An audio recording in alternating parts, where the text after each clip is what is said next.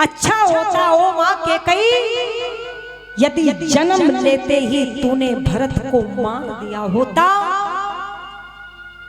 ना भरत होता ना तू ऐसा अपराध करने वाली थी। मैं जा रहा हूं, तुम्हें क्या लगता है राम वन में होंगे और मैं सिंहासन पर बैठ जाऊंगा? मैं भी वन में जा रहा हूं। केकई कहती है ना भरत, ठहरो भरत, तुम क्यों नहीं मेरी बात को समझ पा रहे हो? भरत कहता है मैं जा रहा हूं वनों में, पर उससे पहले उन माओं से तो मिलूं जिनके निर्दोष पुत्रों को तुमने वनों में भेज दिया है। शत्रुघ्न और भरत कौशल्या के महल की तरफ दौड़ पड़े। सुमित्रा और कौशल्या वहीं पर थी। शत्रुघ्न ने जाकर के दोनों माताओं के चरणों को छू। हेलो, भरत ने माता सुमित्रा के चरण को छू करके जैसे कौशल्या मां की तरफ देखा, कांतिहीन दुर्बल पीला सा चेहरा दिखाई दिया। कौशल्या भरत को देख करके उठ पड़ी, उठ गई। जैसे ही खड़ी हुई भरत कौशल्या के पैरों से लिपट करके रो और रो करके कहता है मां, ओ मां, प्यार का हाथ अपने भरत के सर पर रख दे। भरत को देख करके कौशल्या ने कहा मेरे लाल, मेरे भरत तू आ गया। देख सिंहासन खाली पड़ा है। निष्कंटक सिंहासन पर बैठ करके राज कर ये हाथी, ये घोड़े, ये अयोध्या नगरी सब कुछ दिलवा दिया है केकई ने तुम्हें।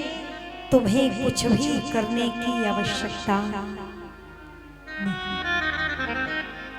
इतने कठोर शब्दों को सुनकर के भरत मां के पैरों से चिपक करके रो पड़ा और कहता है मां, भैया राम को वन भिजवाने में मेरा लेश मात्र भी हाथ नहीं है। यहाँ पर भरत मां कौशल्या के पैरों को पकड़ करके रो रो करके कहते हैं मां, यदि मैंने राम को वन भिजवाया मुझे वो पाप लगे जो सूर्य की तरफ मुख करके मल और मूत्र त्यागने वाले को लगता है। ओ मां, मुझे वो पाप लगे जो सोती हुई गौ को लात मारने वाले को लगता है। मां, मुझे वो पाप लगे जो यज्ञ करा करके ब्राह्मण को दक्षिणा ना देने पर लगता है।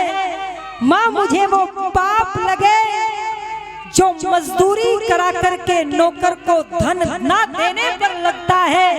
मां, मुझे वो पाप लगे यदि मैंने राम को वन भिजवाया है जो गुरुजनों का अनादर करने वाले को लगता है।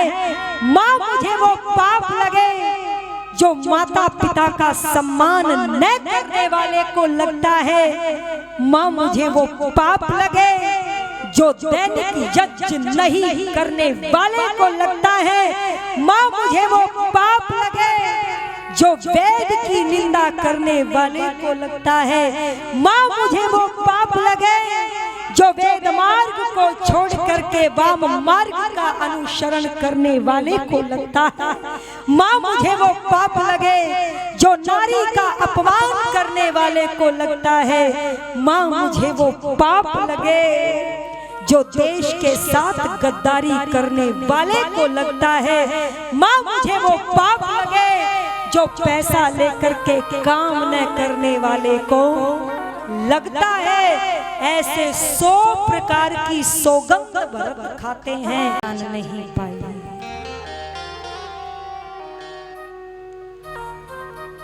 मैंने जो हृदय में तुम्हारे लिए दुर्विचार उत्पन्न किए थे, उसके लिए क्षमा प्रार्थी हूँ। भरत ने कहा, बस माँ, अगर तूने हृदय से मुझे अपना राम मान लिया, फिर मुझे किसी और को स्पष्टीकरण देने की आवश्यकता नहीं। निवेदन कर दो, ऋषि वशिष्ठ आकर के कहते हैं, भरत, तेल पात्र में राजा दशरथ का शव रखा रखा पीला पड़ गया है। अंत्येष्टि संस्कार अब होना चाहिए। पालकी मंगा करके भरत ने नगर में राजा दशरथ की महायात्रा को निकाला। वैदिक रीति से पिता की अंत्येष्टि को संपन्न किया। 14 दिन बीत गए। लोगों, भरत ने ना सिंहासन की तरफ देखा, ना राज दरबार में जाकर के देखा। गुरु वशिष्ठ ने मंत्री परिषद को बुलाया, भरत को बुलाया और भरत से कहा, भरत, पिता संसार से चले गए, भैया वनों में चले गए, सिंहासन खाली अच्छा नहीं लगता, तुम इस सिंहासन पर बैठो, हम सब तुम्हारा मिलकर के राज्य अभिषेक करें। वो भरत जो दिखने में बहुत ही शालीन था, क्रोध में भरकर के मंत्री परिषद से बोला, क्या आप रघुकुल की परंपरा को नहीं जानते? रघुकुल में राजा का ज्येष्ठ पुत्र राजा बनता है। इस सिंहासन के अधिकारी राम थे, राम है और राम ही रहेंगे। मैं आप लोगों से पूछना चाहता हूं, जब महाराज दशरथ अपने वरदान के लिए महारानी कैकेयी की इन अनुचित मांगों को मान रहे थे, आप सबने उनका विरोध क्यों नहीं किया? परिषद किस लिए होती है? परिषद को विरोध करने का अधिकार होता है। और यदि आप वास्तव में चाहते हो कि भरत कुछ करे, तो मैं आप सबसे हाथ जोड़ करके कहता हूं, मैं जा रहा हूं राम को वन में लेने के लिए। आपको मेरा साथ देना है तो साथ चलिए। ये बात जब परिषद के लोगों ने सुनी, आंखों में आंसू आ गए और सबने भरत लाल की जय के नारे लगा करके कहा, क्यों नहीं जाएंगे भरत, हम भी चाहते हैं राम वनों से वापस आ जाए। सुमंत्र से कहा, नगर में जाकर के घोषणा कर दो, मैं राम को लेने के लिए वनों में जाऊंगा, अगर किसी को साथ चलना है तो साथ चले। नगर में घोषणा हुई, नगर के लोग प्रशंसा कर रहे थे, वाह भरत कितना महान चरित्र का व्यक्तित्व है। लोगों, एक भाई तो ये था, मिल गया। और एक बात और याद रखना, भरत का भी एक तरीके से सिंहासन पर अधिकार था। ध्यान से सुन, क्योंकि जब राजा दशरथ का विवाह कैकेयी के साथ हुआ था, तो राजा अश्वपति ने राजा दशरथ से ये वचन लिया था कि जो कैकेयी के गर्भ से पुत्र पैदा होगा, वही अयोध्या का राजा बनेगा। अधिकार भी था और सिंहासन भी मिल रहा था। फिर भी भरत ने सिंहासन को मिट्टी की तरह, मिट्टी के ढेले की तरह ठोकर मार दी। और एक आज का जमाना है लोग। रामायण के अखंड पाठ तो घरों में चलते हैं, पर भाई को भाई अपनी चारपाई पर बिठाने के लिए तैयार नहीं है। निवेदन कर दूं, ट्रेन के अंदर एक बार जब सफर कर रहे थे तो एक व्यक्ति बैठ करके रामचरितमानस की चौपाइयों को पढ़ रहा था। हमने विचार किया बड़ा धार्मिक है और पूछ लिया क्या पढ़ रहे हो? बोला भरत मिलाप। मैंने कहा इतने धार्मिक हो तो भाई से तो बहुत प्यार करते हो। कुछ नहीं बोला। कुछ समय के बाद फिर हमने पूछ लिया वैसे आप जा कहां रहे हो? तो हमसे बोला प्रयागराज जा रहा हूं, हाई कोर्ट में। मैंने कहा क्यों? बोले 1 बीघा जमीन है, उस पर भाई के साथ झगड़ा चल रहा है। भाई देने को तैयार नहीं है, मैं छोड़ने को तैयार नहीं हूं, इसलिए हाई कोर्ट में अर्जी डाली थी और वहां पर तारीख पड़ी है। बस यही झगड़ा। मैंने हाथ से रामचरितमानस को लेकर के बंद करके एक साइड में रख दिया। मैंने कहा फिर रामचरितमानस मत पढ़ो, महाभारत पढ़ो, काम आएगा। रामचरितमानस में तो है ही नहीं कि भाई ने भाई के अधिकार का हनन किया हो। ये तो दुर्योधन ने किया था। योगीराज श्री कृष्ण के कहने के बाद भी कहता रहा कि सुई के नोक के बराबर भी भूमि देने वाला नहीं हूं, तो दुर्योधन को पढ़ो, राम को क्यों पढ़ते हो? आंखों में आंसू छलक पड़े। कहा बहन बात तो ठीक कह रही हो, पर पता नहीं उस समय बुद्धि ने काम नहीं किया। अब तो मैं भी सोचता हूँ कि 1 ही तो बीघा है, अगर भाई के पास ज्यादा रह भी गया तो क्या होगा? है तो मेरा भाई और सब कुछ यही रह जाएगा, कुछ भी साथ जाने वाला नहीं है। मैंने कहा यदि मन में ये विचार है तो फिर प्रयागराज मत जाओ, वापिस लौट करके अपने घर जाओ और भाई को जाकर के गले लगा लेना। ऐसा हो नहीं सकता कि जब तुम कहो ये तुम रख लो मुझे नहीं चाहिए, तो भाई उत्तर ना दे कि मुझे भी नहीं चाहिए। रामायण ये पाठ हमें पढ़ाती है। रथ में बैठ करके तीनों माताओं को साथ लेकर के, मंत्री परिषद को साथ लेकर के,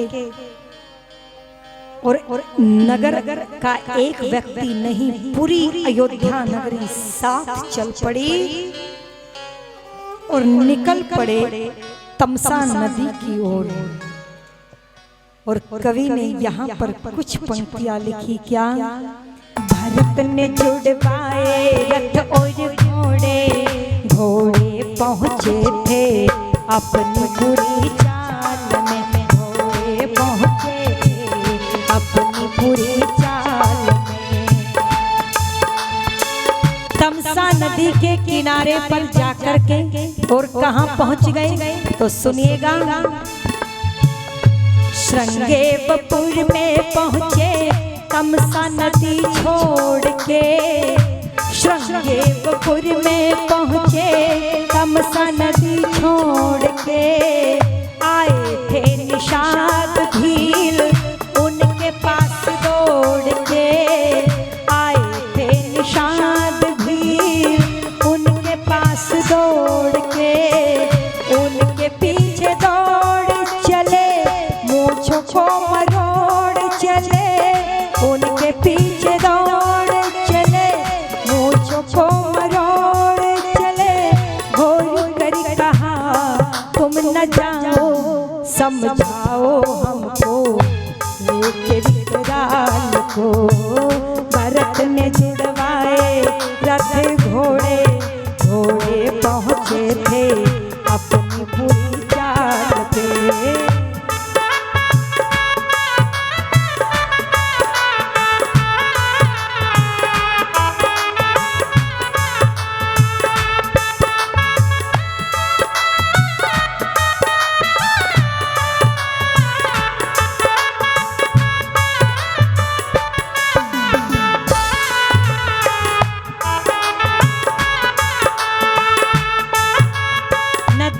पार करके श्रृंगेरपुर पहुंचे। वहां पर रहता था निषाद राज गुहू नाम का व्यक्ति, जो राम का मित्र था। भरत को और उसकी इतनी विशाल सेना को देख करके उसको शंका हुई, और शंका क्या हुई कि इतनी भारी सेना लेकर के तुम राम को मारने जाते हो। इतनी भारी सेना लेकर तुम राम को मारने जाते हो। ए भरत देव, मैं तुम्हें पार नहीं करने दूंगा गंगा, तुम मुझे बहकाते हो। और क्या कह दिया, निवेदन कर तू आपके बीच में, जब ये शब्द निषाद राज ने कहा, राम को निकाला है जिसने वही भरत राज हूँ। राम को निकाला जिसने वही भरत राज हूँ। निषाद मार मुझे मैं वो चंडाल हूँ। निषाद राज मार लो मुझे मैं वो चंडाल हूँ। कालों का भी काल हूँ, दुष्टों का बवाल हूँ। कायल हूँ यदि मैं हत्यारा, भैया को निकारा के कई चाल से। भरत ने जुड़वाए रथ और घोड़े, घोड़े दौड़े थे अपनी पूरी चाल से। भरत ने जुड़वाए रथ और घोड़े, दौड़े थे अपनी पूरी चाल से। भरत ने जुड़वाए रथ घोड़े, घोड़े दौड़े थे अपनी पूरी चाल से। निषाद राज को शंका हुई तो गुरु वशिष्ठ ने समझाया कि हम राम को वापस लेने के लिए जा रहे हैं। हाथ जोड़कर के निषाद राज ने कहा, कहो मैं इसमें आपकी क्या सहायता कर सकता हूँ। तो भरत ने कहा, हे मेरे प्रिय राम के मित्र, बस इतना कर दो, जैसे राम लक्ष्मण और सीता को गंगा पार कराई थी हमें भी करा। बस इतनी आपकी सहायता चाहिए। निषाद राज ने 500 नौकाएं मंगवाई। समस्त अयोध्या वासी नौकाओं में चढ़ कर के पार होकर के परली पार जब पहुंचे तो वहां किनारे पर ऋषि भारद्वाज का आश्रम मिला। ऋषि भारद्वाज से भरत की वार्ता हुई, गुरु वशिष्ठ की वार्ता हुई। ऋषि ने बताया कि मैंने ही चित्रकूट नामक पर्वत पर राम, सीता और लक्ष्मण को भेजा था अपनी पर्णकुटी बना करके। अब वो वहीं पर निवास करते हैं। भरत बड़ी उत्सुकता से दौड़ा हुआ चला जा रहा है। चित्रकूट थोड़ी दूर जब रह जाता है तो लक्ष्मण ने देखा आकाश में धूल चढ़ती चढ़ती जा रही है। पेड़ पर चढ़कर के देखा तो भरत और इतनी बड़ी सेना दिखाई दे रही है।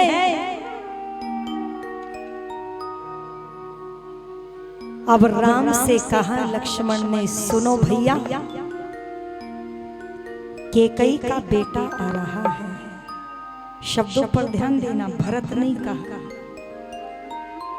और विश्वास नहीं हुआ कैकेयी के बेटे को जंगल में भी हमें मारने के लिए आ रहा है और आप मुझे अनुमति दो, मेरा एक बाण भरत के प्राणों को हर लेने के लिए पर्याप्त है। और लक्ष्मण कह रहे हैं क्या कि भरतस्य है वधे दोषम नहीं पश्यामि राघव पूर्वा कारणे महत्वा नो धर्मेण युज्यते। हे राम, मुझे तो भरत के मारने में कोई दोष दिखाई नहीं देता। हमें घर से निकाल दिया, अयोध्या से निकाल दिया, जंगलों में भेज दिया, अब जंगलों में भी नहीं रहने दे रहा। तो यदि भरत का मैं वध भी कर दूं, कोई भी पाप लगने वाला नहीं। राम कहते हैं लक्ष्मण शांत हो जाओ, पहले तो पेड़ से नीचे उतर जाओ। तुम धर्मात्मा भरत के लिए ऐसे शब्द कैसे बोल सकते? और सुनो, यदि अयोध्या का राज तुम्हें इतना याद आ रहा है तो मैं भरत से कहूंगा कि भरत, जो सिंहासन मां कैकेयी ने तुम्हें दिलवाया है वो तुम लक्ष्मण को दे दो। और मुझे पता है भरत वो राज्य तुम्हें अवश्य दे देगा। मेरी बात को भरत नहीं टालेगा। कितना विश्वास था भाई को भाई के ऊपर। लोगों, लक्ष्मण लज्जित हो गए, नीचे उतर करके गर्दन को नीचे झुका करके खड़े हो गए। अब एक बात कहते हैं वहां पर लक्ष्मण से प्यार से समझाते हुए, क्योंकि अभी जो शब्द कहे थे वो क्रोध में कहे थे। और कहते हैं भैया लक्ष्मण सुनो, जब समय विपरीत हो तो बुद्धि से कार्य करना चाहिए। उस समय बुद्धि काम करना बंद भी कर दे तो भी ईश्वर के समीप बैठ करके अपनी बुद्धि को जगाने का प्रयास करना चाहिए। तुम भरत के लिए ये अपनी विचारधारा को बदल दो। क्यों? क्या कहते हैं? मंद मंद बोले रघुराई, मंद मंद बोले रघुराई, कौशल्या नंदन सुखदाई।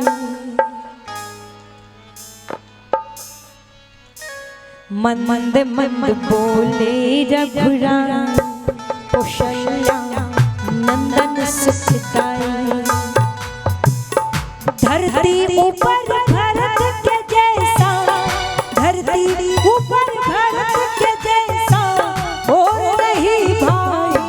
मंद मंद बोले रघुराई, कौशल्या नंदन सुखदाई। मंद मंद बोले रघुराई, कौशल्या नंदन सुखदाई।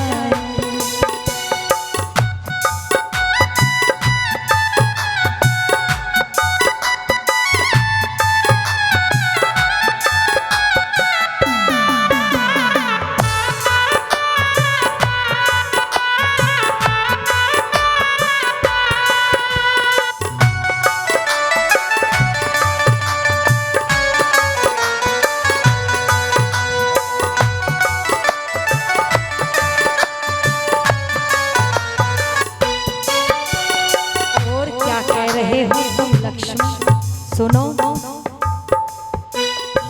धर्म की राह पे चलकर पितृ आज्ञा पालन कर। धर्म की राह पे चलकर पितृ आज्ञा पालन कर। कैसे कैसे रूमार भरत को मैंने नृत्य राज की खातिर, कैसे रूमार भरत को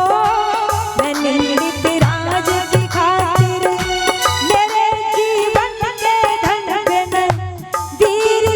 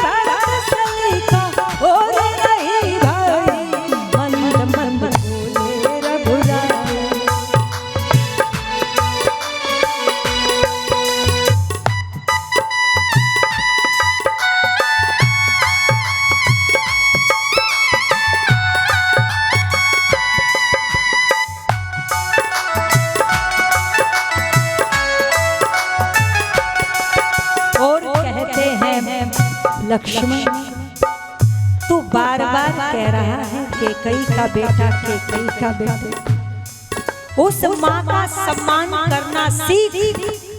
कैकेयी नहीं, वो माँ है हमारी। और क्या कहता है, ना निंदा करके कैकेयी, ना निंदा करके कैकेयी, मात है वो हम सबकी। ना निंदा करके कैकेयी, मात है वो हम सबकी। वो देवी परम श्रेष्ठ है, मान्यता मातृ शक्ति की। वो देवी परम श्रेष्ठ है, मान्यता परम शक्ति की। चमकती नहीं वो ज्योति, बिखर जाते हैं मोती। चमकती नहीं वो ज्योति, बिखर जाते सब मोती। सुनो ए लक्ष्मण भैया, यदि कैकेयी न होती। सुनो ए लक्ष्मण भैया, मात कैकेयी न होती। भरत महात्मा बिन सुनी, भरत महात्मा बिन सुनी रहती धरती माई।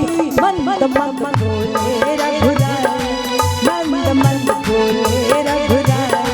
कौशल्या नंदन सुखदाय, कौशल्या नंदन सुखदाय। ओ धरती ऊपर धरती के जैसा, धरती ऊपर धरती के जैसा। ओ वही भाई मंद मंद बोले रघुराय, मंद मंद बोले रघुराय। कौशल्या नंदन सुखदाय, मंद मंद बोले रघुराय, मंद मंद बोले रघुराय। कहते हैं लक्ष्मण, ये विचारधारा बदल करके फिर भरत को देखो। बस राम ये बात कह ही रहे थे लोगों, उधर से नंगे पैर, उलझे हुए बाल, पीला सा चेहरा, भागते हुए जो वस्त्र शरीर पर पड़े थे कांटों से उलझ उलझ करके फट चुके थे। पैरों से रक्त बह रहा था, हाथों से रक्त बह रहा था। चित्रकूट की पर्ण कुटी पर जाके जब उस बावले से भरत ने सामने बैठे हुए जटाधारी राम को देखा तो पागलों की तरह दौड़ पड़ा।